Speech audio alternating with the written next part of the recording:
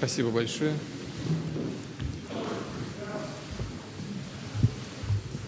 Мы можем начать работать, так я понимаю. Уважаемый господин президент, дамы и господа, переговоры с президентом Соединенных Штатов Negotiations with the President of the United States, Donald Trump, took place in a frank and business-like atmosphere. I think we can call it a success and a very fruitful round of negotiations. We carefully analyzed the current status, the present and the future of the Russia-United States relationship, key issues of the global agenda.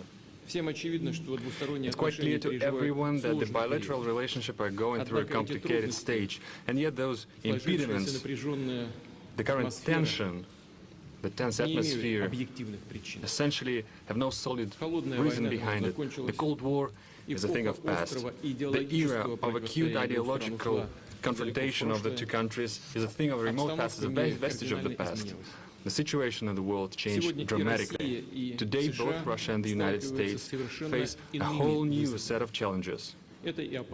Those include a dangerous maladjustment of mechanisms for maintaining international security and stability, regional crises, the creeping threats of terrorism and transnational crime. It's the snowballing problems in the economy, environmental risks, and other sets of challenges. We can only cope with these challenges if we join the ranks and work together. Hopefully, we will reach this understanding with our American partners.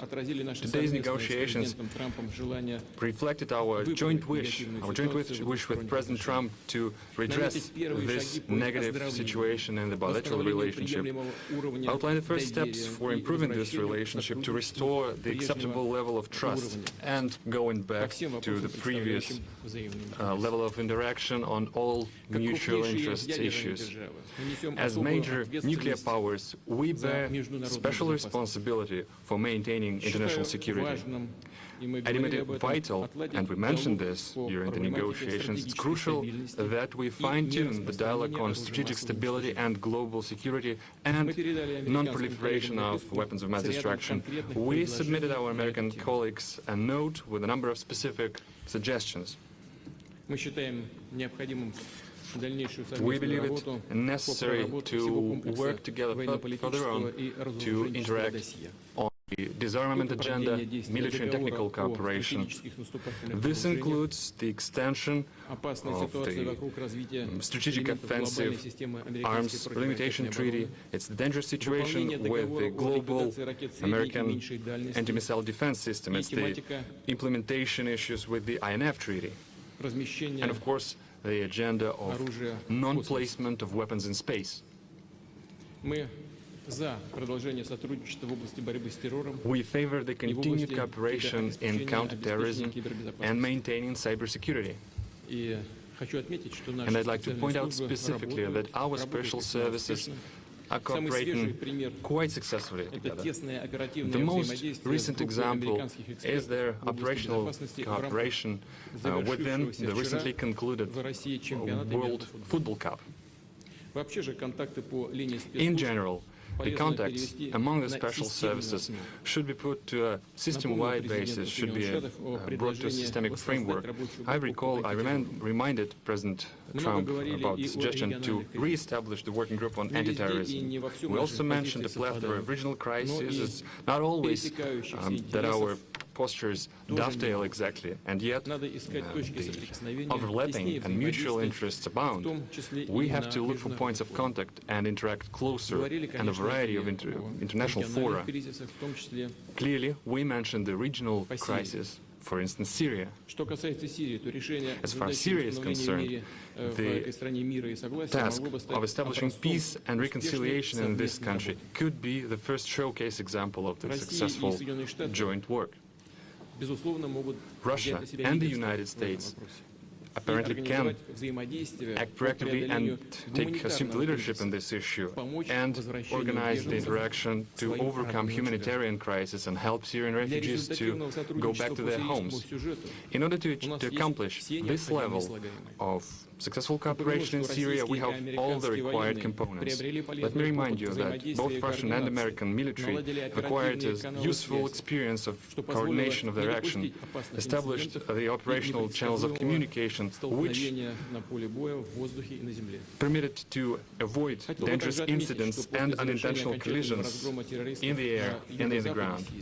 Also, crushing terrorists in the southwest of Syria, the south of Syria, should be brought to the full compliance with the Treaty of 1974 about the separation of forces,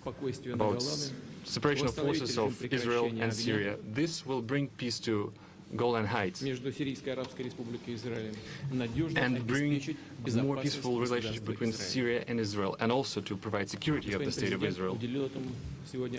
Mr. President paid special attention to the issue during today's negotiations, and I would like to confirm that Russia is interested in this development and this will act accordingly.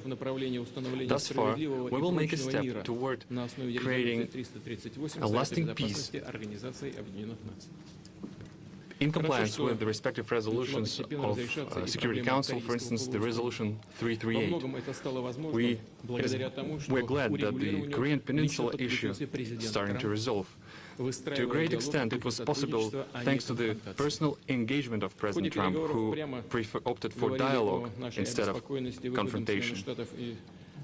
We also mentioned our concern about the withdrawal of the United States from the JCPOA. Well, our U.S. counterparts are aware of our posture. Let me remind you that thanks to the Iranian nuclear deal, Iran became the most controlled country in the world. It's submitted to the control of IAEA. It effectively ensures the exclusively peaceful nature of Iranian nuclear program and strengthens the non-proliferation regime. While we discussed the internal Ukrainian crisis, we paid special attention to the bona fide implementation of Minsk agreements by Kiev. At the same time, the United States could be more decisive in nudging the Ukrainian leadership and encourage it to work actively in this. We paid more attention to economic ties and economic cooperation. It's clear that both countries, the businesses of both countries are interested in this.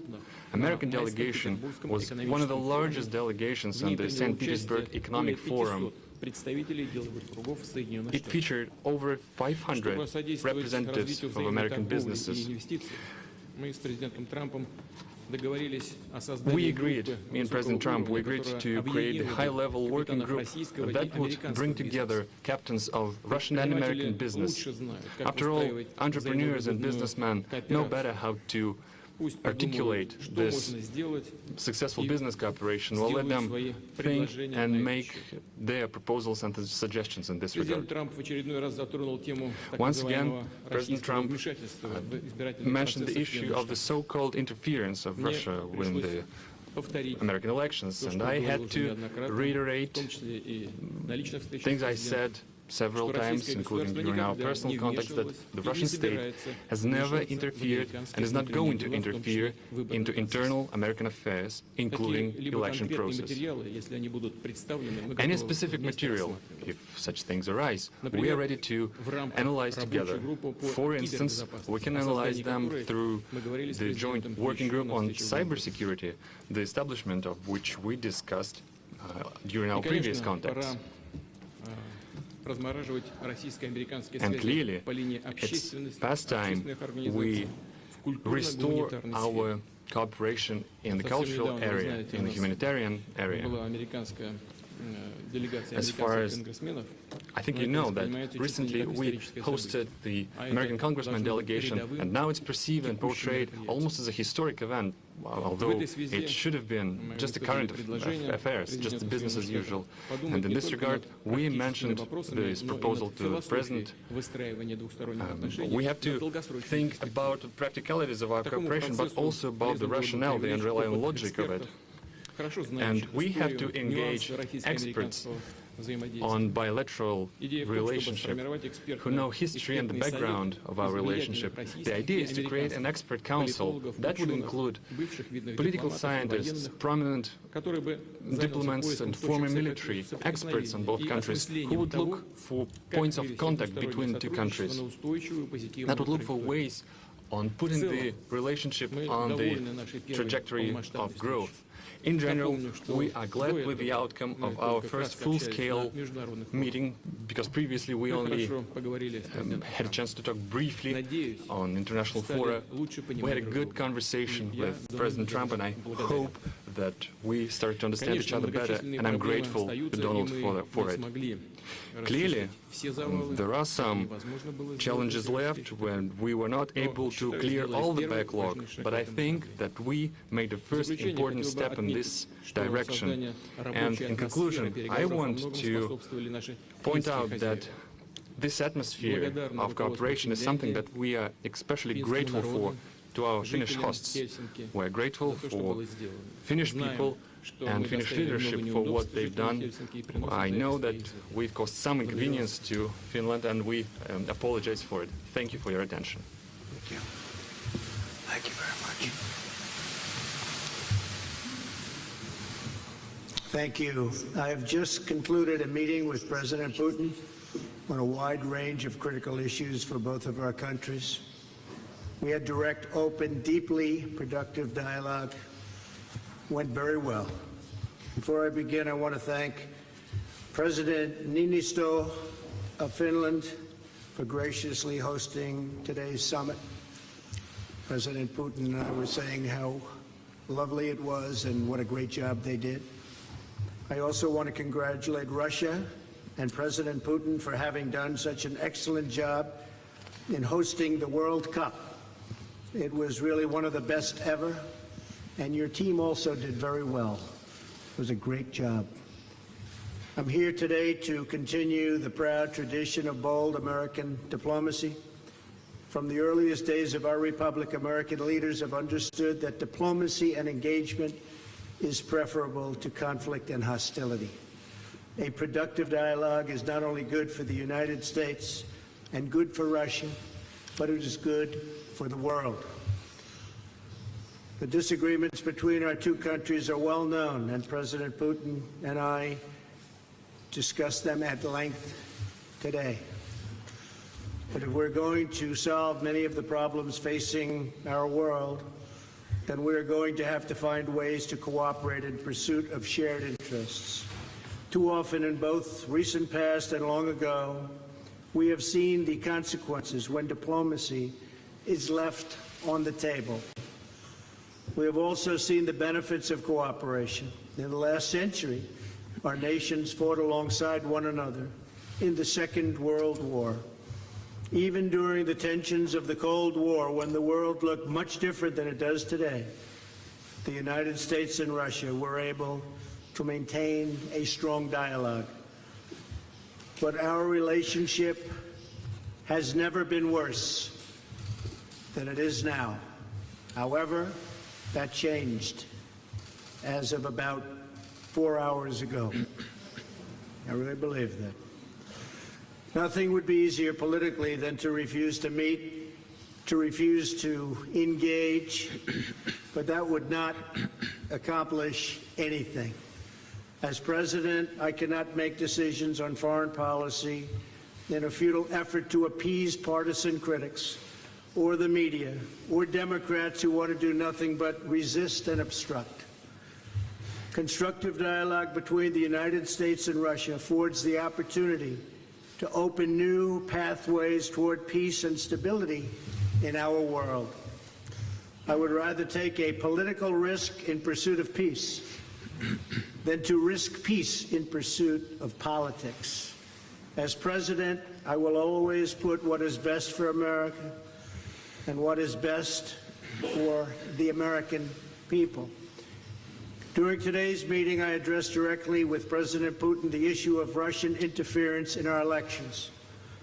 I felt this was a message best delivered in person. Spent a great deal of time talking about it, and President Putin may very well want to address it and very strongly, because he feels very strongly about it, and he has an interesting idea. We also discussed one of the most critical challenges facing humanity, nuclear proliferation. I provided an update on my meeting last month with Chairman Kim on the denuclearization of North Korea, and after today, I am very sure that President Putin and Russia want very much to end that problem, going to work with us, and I appreciate that commitment. The President and I also discussed the scourge of radical Islamic terrorism. Both Russia and the United States have suffered horrific terrorist attacks, and we have agreed to maintain open communication between our security agencies to protect our citizens from this global menace. Last year, we told Russia about a planned attack in St. Petersburg, and they were able to stop it cold. They found them, they stopped them, there was no doubt about it. I appreciated President Putin's phone call afterwards to thank me. I also emphasized the importance of placing pressure on Iran to halt its nuclear ambitions and to stop its campaign of violence throughout the area and throughout the Middle East. As we discussed at length, the crisis in Syria is a complex one. Cooperation between our two countries has the potential to save hundreds of thousands of lives. I also made clear that the United States will not allow Iran to benefit from our successful campaign against ISIS. We have just about eradicated ISIS in the area. We also agreed that representatives from our national security councils will meet to follow up on all of the issues we addressed today and to continue the progress we have started right here in Helsinki. Today's meeting is only the beginning of a longer process, but we have taken the first steps toward a brighter future, and one with a strong dialogue and a lot of thought. Our expectations are grounded in realism, but our hopes are grounded in America's desire for friendship, cooperation, and peace. And I think I can speak on behalf of Russia when I say that also. President Putin, I want to thank you again for joining me for these important discussions and for advancing open dialogue between Russia and the United States. Our meeting carries on a long tradition of diplomacy between Russia, the United States, for the greater good of all. And this was a very constructive day. This was a very constructive few hours that we spent together. It's in the interest of both of our countries to continue our conversation, and we have agreed to do so.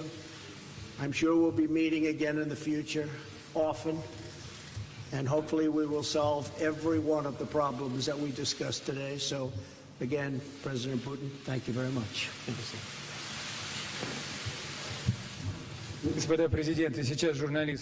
Distinguished presidents, now the journalists would have a chance to ask two questions, two sets of questions each. First, the Russian journalist will ask the question. Please give your affiliation. Good afternoon. My name is Alexei Meshkov, Interfax Information Agency. I have a question to President Trump. During your recent European tour, you've mentioned that the implementation of the Nord Stream 2 gas pipeline makes Europe a hostage of Russia, and you suggested that you could free Europe from this by supplying American LNG. But this cold winter actually showed that the current mechanism of supply of fuel to Europe is quite viable. At the same time, as far as I know, US had to buy even Russian gas for Boston. I have a question. The implementation of your idea has a political tinge to it, or is it a practical one?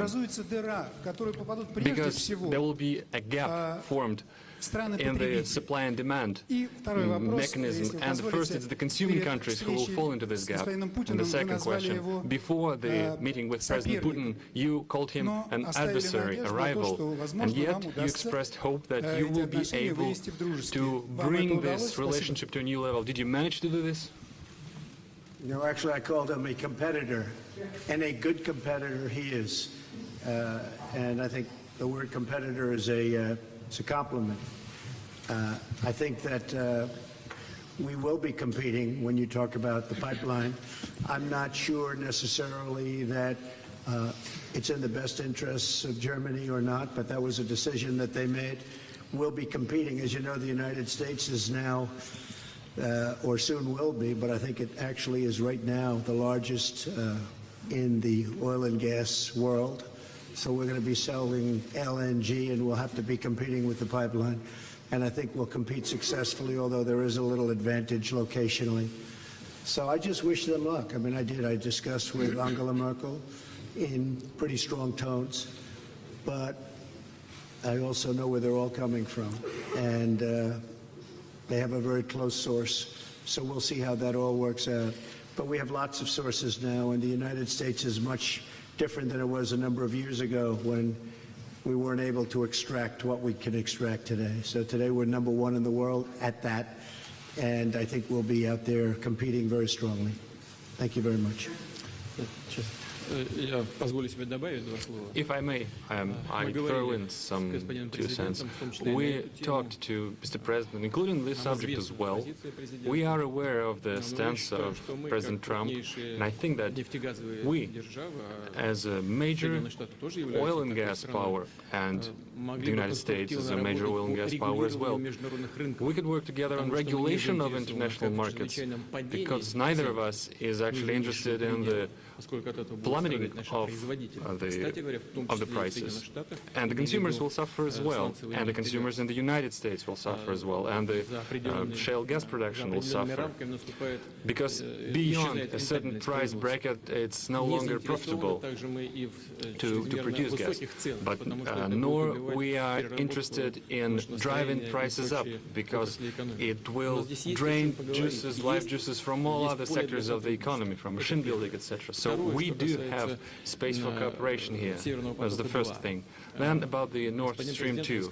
Mr. President voiced his concerns about the possibility of disappearance of transit through Ukraine, and I reassured Mr. President that Russia stands ready to maintain this transit. Moreover, we stand ready to extend this transit contract that is about to expire next year, in case if the dispute between the economic entities will be settled in the Stockholm Arbitration Court. The first question from a U.S. journalist goes to Jeff Mason from Reuters.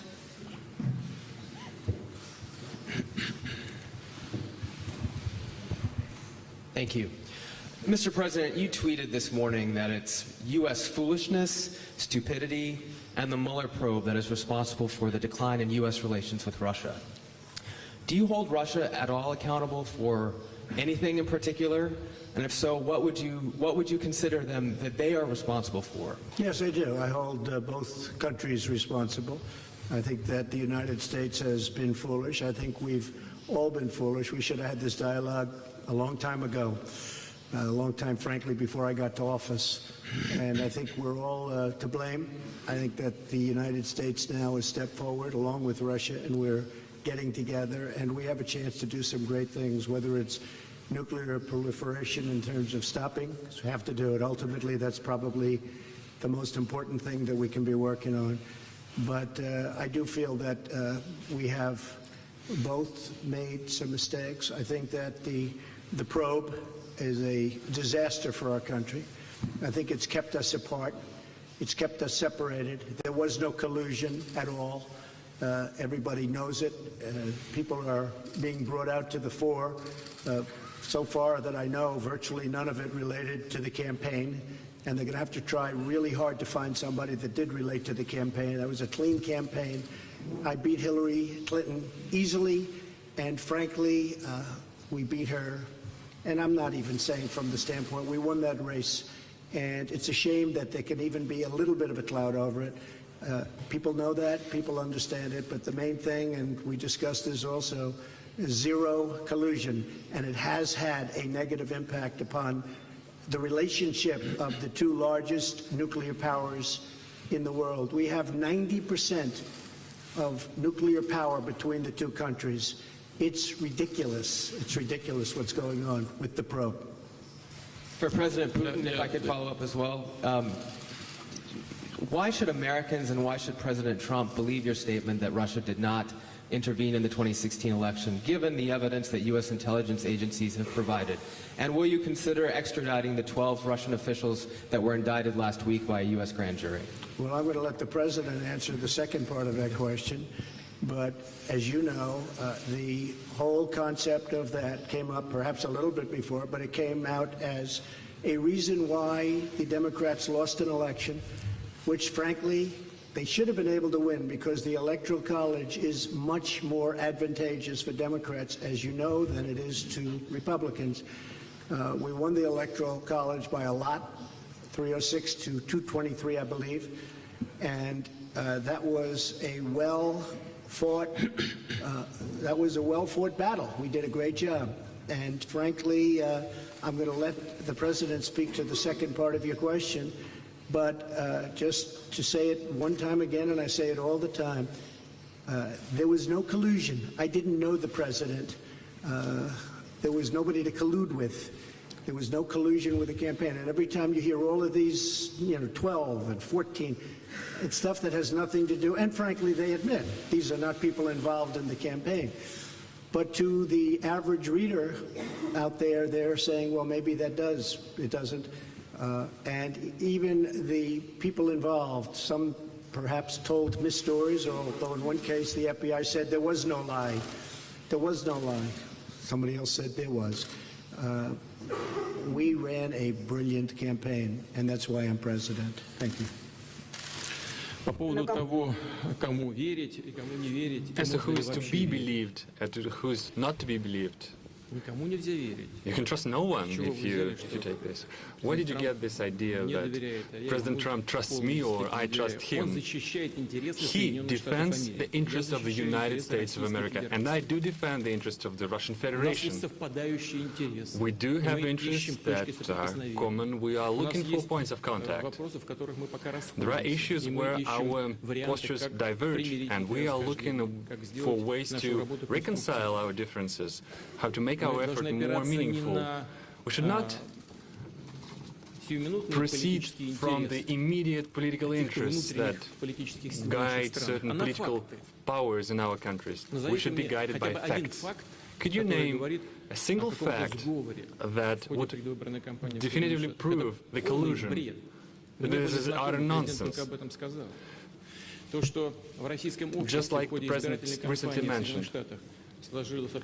Yes, the public at large in the United States had a certain perceived opinion of the candidates during the campaign, but there's nothing particularly extraordinary about it. That's the usual thing. President Trump, when he was a candidate, he mentioned the need to restore the Russia-US relationship, and it's clear that certain part of American society felt sympathetic about it, and different people could express their sympathy in different ways. But isn't that natural? Isn't it natural to be sympathetic towards a person who is willing to restore the relationship with our country, who wants to work with us? We heard the accusations about the Concord country. Well, as far as I know, this company hired American lawyers, and the accusations doesn't have a fighting chance in the American courts. So there's no evidence when it comes to the actual facts. So we have to be guided by facts, not by rumors.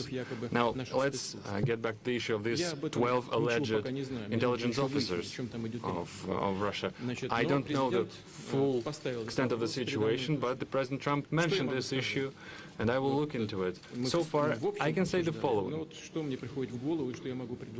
The things that, off the top of my head, we have an existing agreement between the United States of America and the Russian Federation, an existing treaty that dates back to 1999, the mutual assistance on criminal cases. This treaty is in full effect. It works quite efficiently.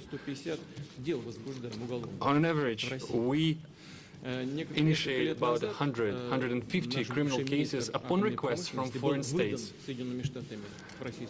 For instance, the last year, there was one extradition case upon the request sent by the United States. So this treaty has specific legal procedures. We can offer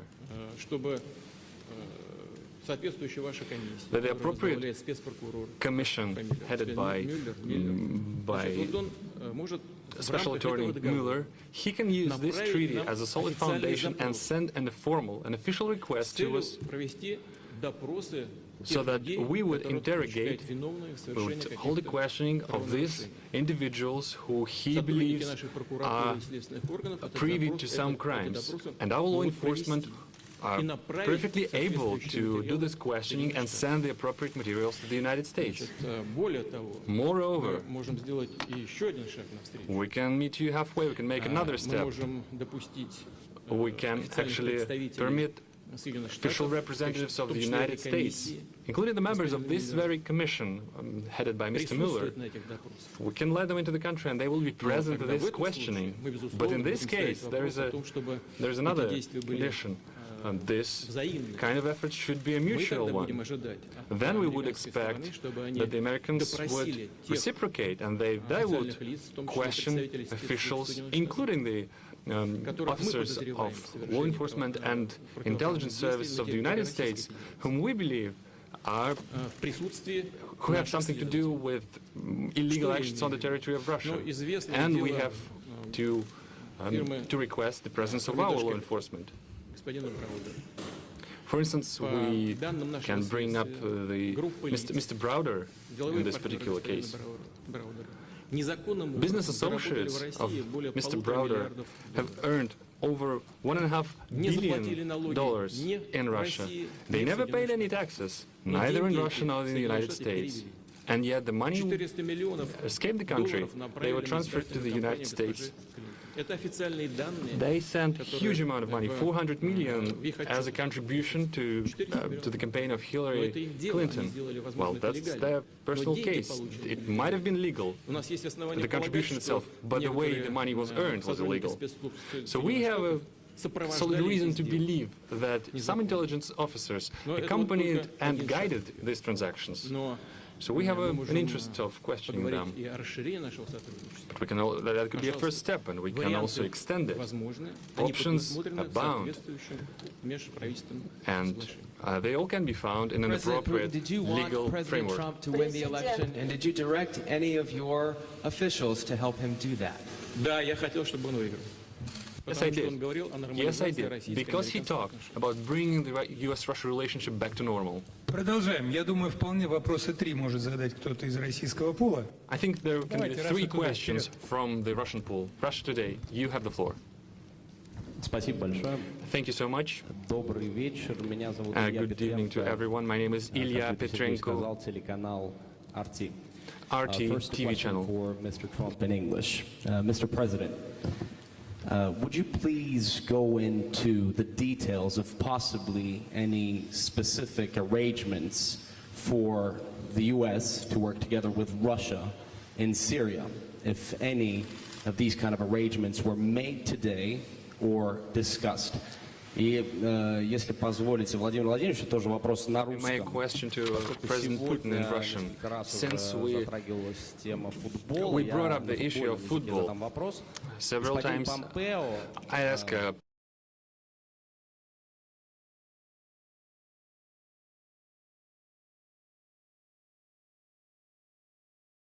court. Mr. Putin, in Russian court, is it true?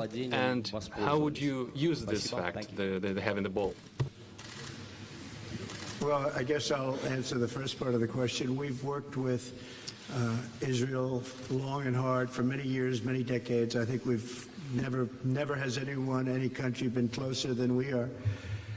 President Putin also is helping Israel, and we both spoke with Bibi Netanyahu, and they would like to do certain things with respect to Syria, having to do with the safety of Israel. So in that respect, we absolutely would like to work in order to help Israel, and Israel will be working with us, so both countries would work jointly.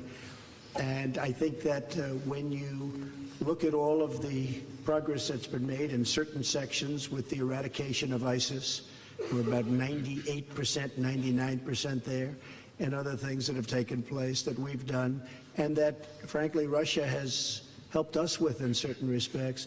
But I think that working with Israel is a great thing, and creating safety for Israel is something that both President Putin and I would like to see very much. One little thing I might add to that is the helping of people. Helping of people, because you have such horrible, if you see, and I've seen reports and I've seen pictures, I've seen just about everything. And if we can do something to help the people of Syria get back into some form of shelter and on a humanitarian basis, and that's what the word was, really, a humanitarian basis, I think that both of us would be very interested in doing that, and we will do that. Okay? Thank you very much. Excuse me, but for now, no specific agreements, for instance, between the militaries? Well, our militaries do get along. In fact, our militaries actually have gotten along probably better than our political leaders for years, but our militaries do get along very well, and they do coordinate in Syria and other places. Okay? Thank you. Yes, we did mention this. We mentioned the humanitarian track of this issue. Yesterday I discussed this with French President Mr. Macron, and we reached an agreement that together with European countries, including France, we will step up this effort. On our behalf, we provide military cargo aircraft to deliver the humanitarian cargo. And today I brought up this issue with President Trump. I think there is plenty of things to look into. The crucial thing here is that a huge amount of refugees are in Turkey, in Lebanon, in Jordan, in the states that border are adjacent to Syria. If we help them, the migratory pressure upon the European states will be decreased manifold. And I believe it's crucial from any point of view, from humanitarian point of view, from the point of view of helping people, helping the refugees. And in general, I agree, I concur with President Trump. Our military cooperate quite successfully together. They do get along, and I hope they will be able to do so in future. We will keep working in the Astana format, I mean Russia, Turkey and Iran, which I informed President Trump about. But we do stand ready to link these efforts to the so-called small group of states, so that the process would be a broader one, it would be a multidimensional one, and so that we will be able to maximize our fighting chance to get the ultimate success in the issue of Syria. And speaking about having the ball in our court in Syria, President Trump has just mentioned that we've successfully concluded the World Football Cup. Speaking of the football, actually, Mr. President, I'll give this ball to you, and now the ball is in your court.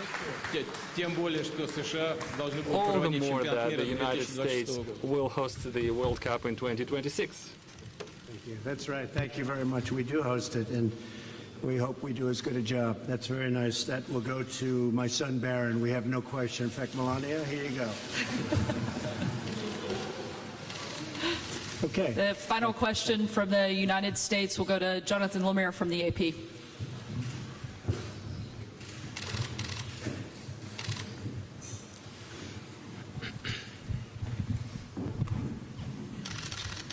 Thank you. Question for each president. President Trump, yes. You first. Just now, President Putin denied having anything to do with the election interference in 2016. Every U.S. intelligence agency has concluded that Russia did. My first question for you, sir, is who do you believe? My second question is, would you now, with the whole world watching, tell President Putin, would you denounce what happened in 2016, and would you warn him to never do it again? So let me just say that we have two thoughts. You have groups that are wondering why the FBI never took the server. Why haven't they taken the server? Why was the FBI told to leave the office of the Democratic National Committee? I've been wondering that. I've been asking that for months and months, and I've been tweeting it out and calling it out on social media. Where is the server? I want to know, where is the server, and what is the server saying? With that being said, all I can do is ask the question. My people came to me, Dan Coates came to me, and some others. They said they think it's Russia. I have President Putin. He just said it's not Russia. I will say this. I don't see any reason why it would be, but I really do want to see the server. But I have confidence in both parties. I really believe that this will probably go on for a while, but I don't think it can go on without finding out what happened to the server. What happened to the servers of the Pakistani gentlemen that worked on the DNC? Where are those servers? They're missing. Where are they? What happened to Hillary Clinton's emails? 33,000 emails, gone, just gone. I think in Russia they wouldn't be gone so easily. I think it's a disgrace that we can't get Hillary Clinton's 33,000 emails. So I have great confidence in my intelligence people, but I will tell you that President Putin was extremely strong and powerful in his denial today. And what he did is an incredible offer. He offered to have the people working on the case come and work with their investigators with respect to the 12 people. I think that's an incredible offer. Okay? Thank you. Yes, please. Позвольте мне добавить два слова. I'd like to add something to Я this. ведь тоже работал в разведке. After all, I was an intelligence officer myself. И знаю, как составляются соответствующие досье. And I do know how dossiers are made up. Just a minute. Just a second. Это первое. That's the first thing. Второе. Now the second thing. Я считаю Россию демократическим государством. I believe that Russia is a democratic Надеюсь, вы state. не отказываете And I в hope этом и you're not своей стране, denying Соединенным Штатам Америки. this right to your own country. You're not denying that the United States is a democracy. Do you believe the United States is a democracy? А если это так, And if so, то if it is a democratic state, окончательный вывод then the final conclusion in this kind of a dispute can only be delivered by a trial, by the court, not by the executive, by the law enforcement. For instance, the Concord company that was brought up is being accused. It's been accused of interference. But this company does not constitute the Russian state. It does not represent the Russian state. And I brought several examples before. Well, you have a lot of individuals in the United States, take George Soros, for instance, with multi-billion capitals. But does that make him his position, his posture, the posture of the United States? No, it does not. Well, it's the same case. There is the issue of trying a case in the court. And the final say is for the court to deliver. We are now talking about the private, the individuals, and not about particular states. And as far as the most recent allegation is concerned about the Russian intelligence officers, we do have an intergovernmental treaty. Please do send us the request.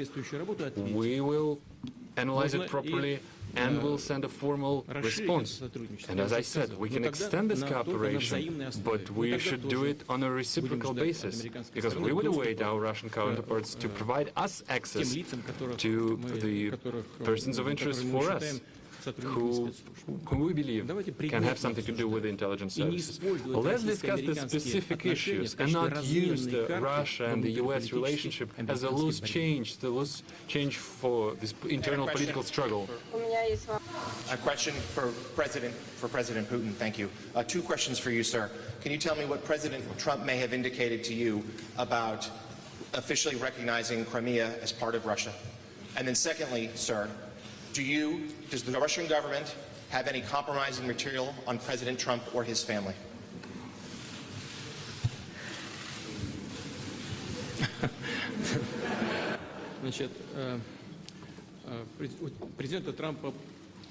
President Trump and posture of President Trump on Crimea is well known.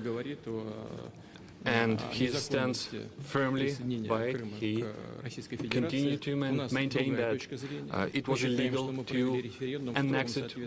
Our viewpoint is different. We held a referendum in strict compliance with the UN Charter and the international legislation. For us, this issue, we put paid to this issue. And now to the compromising material.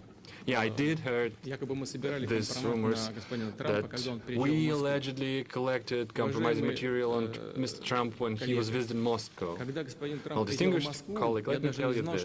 When President Trump visited Moscow back then, I didn't even know that he was in Moscow. I treat President Trump with utmost respect, but back then, when he was a private individual, a businessman, nobody informed me that he was in Moscow.